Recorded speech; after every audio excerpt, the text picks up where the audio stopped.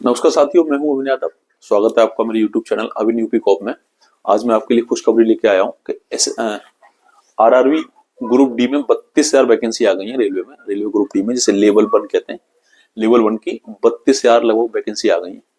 तो उसके लिए आप आज से ही कमर कस लीजिए, तैयारी शुरू कर दीजिए। और थोड़ा सा बताऊं आपको मैं कि 32,000 वैकेंसी 23 जनवरी से इसके फॉर्म अप्लाई हो रहा है। 23 जनवरी से इसके फॉर्म अप्लाई हो रहा है। तो आज मैं ये भी बताऊंगा आपको क्या क्या शैक्षिक योग्यता चाहिए, क्या क्या डॉक्यूमेंट सर्टिफिकेट आपको तैयारी करने हैं और क्या परीक्षा में क्या सिलेबस आना है। तो सारे टॉपिक को आज बारी बारी हम बात करेंगे।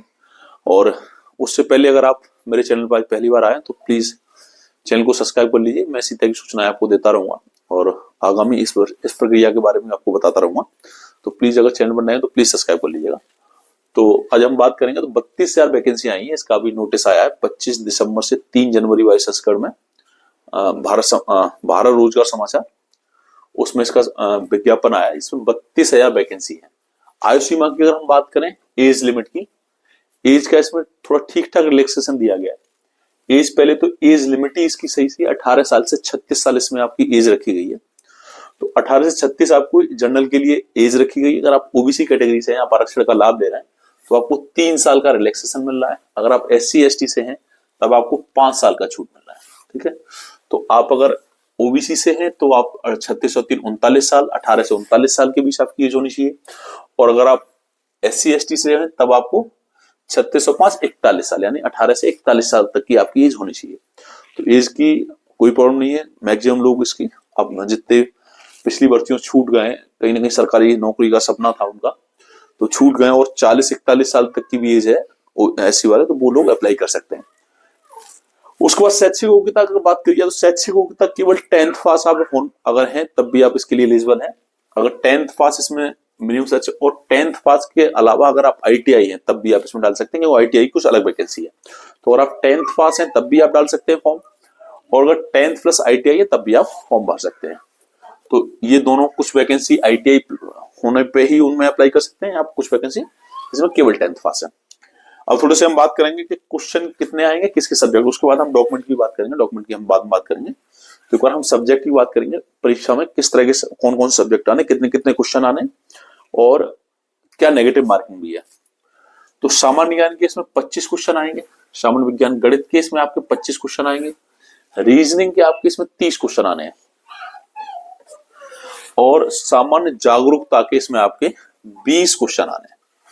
तो टोटल 100 क्वेश्चन आएंगे आपके। 90 मिनट का टाइम होगा, 90 मिनट आपको परीक्षा के लिए समय मिलेगा।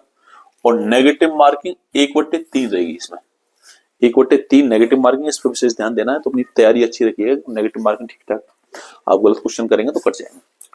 अब हम बात करेंगे डॉक्यूमेंट क्या क्या तैयार करना है। डॉक्यूमेंट अभी से आप तैयार कर लेना, गलत डॉक्यूमेंट कोई होता है तो बाद में फिर डॉक्यूमेंट वेरिफिकेशन निकाल दिया जाता है, इसलिए आप सारी मेहनत करें, उसके बाद भी आप निकल जाए लास्ट टाइम तो बहुत बुरा लगता है उस समय। तो डॉक्यूमेंट अभी से आप अपनी तैयारी कर लीजिए। आपके पास अगर ITI का सर्टिफिकेट है तो आप NCVT से ITI का अपना सर्टिफिकेट आपके पास होना चाहिए, अगर आप ITI से डालना चाह रहे हैं। तो नहीं है तो केवल 10th पास का सर्टिफिकेट आपका चलेगा। 10th से जो वैकेंसी उसमें आप अप्लाई कर सकते हैं। दूसरी चीज, अगर आप आरक्षण का लाभ ले रहे हैं, आप ओबीसी कैटेगरी से हैं तो आप ओबीसी होना चाहिए, आपका SC ST का आपको सर्टिफिकेट होना चाहिए। अगर आप SC ST से लाभ लेना चाह रहे हैं, EWS को जो अभ्यर्थी उनको अपना EW, और ये तीनों ये जो भी सर्टिफिकेट है ये आपके सेंट्रल के होने चाहिए, सेंट्रल के होने चाहिए और लेटेस्ट बने होने चाहिए। अभी आप बनवा लीजिएगा क्योंकि इसमें एज रिलैक्सेशन रहता है, वो सॉरी इनकम का रहता है। तो ये और ये नॉन क्रिमिनल, तो ये अपना नया बनवा लीजिएगा। दूसरी चीज, आपके पास मूल निवास होना चाहिए। तो ये आपके डॉक्यूमेंट है, इन डॉक्यूमेंट को रेडी करिए, इन डॉक्यूमेंट को रेडी करिए। और 23 जनवरी से आपके फॉर्म अप्लाई हो रहा है। 23 जनवरी से आप अपने फॉर्म भरिए और आज से ही अपनी तैयारी में लग जाइए। मैं आपको बीच बीच में गाइड करता रहूंगा, बीच बीच में इसके बारे में आपको बताता रहूंगा। तो आप अगर चैनल पर नए हो तो प्लीज सब्सक्राइब करिए, आप बिना सब्सक्राइब करिए मत जाइएगा।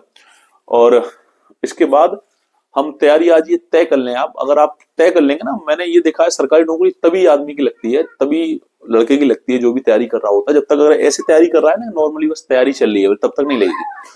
जब वो गंभीर हो जाएगा और पूरी तरह समर्पित हो जाएगा और कुछ उसे दिखेगा ही नहीं, कुछ उसे दिखेगा ही नहीं, सिर्फ और सिर्फ सरकारी नौकरी दिखेगी, तभी समझ लो वो सक्सेस होने के कगार पे और उसे नौकरी मिल जाएगी।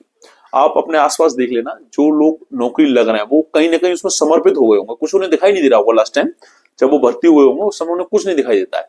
समझ लो अगर वो कुछ नहीं दिखाई दे रहा है, सिर्फ और सिर्फ नौकरी के पीछे भाग रहा है, अपने दुनियादारी से अगर उसने संपर्क तोड़ दिया है सिर्फ, तो आप समझ लेना कि बस वो नौकरी लगने वाला है।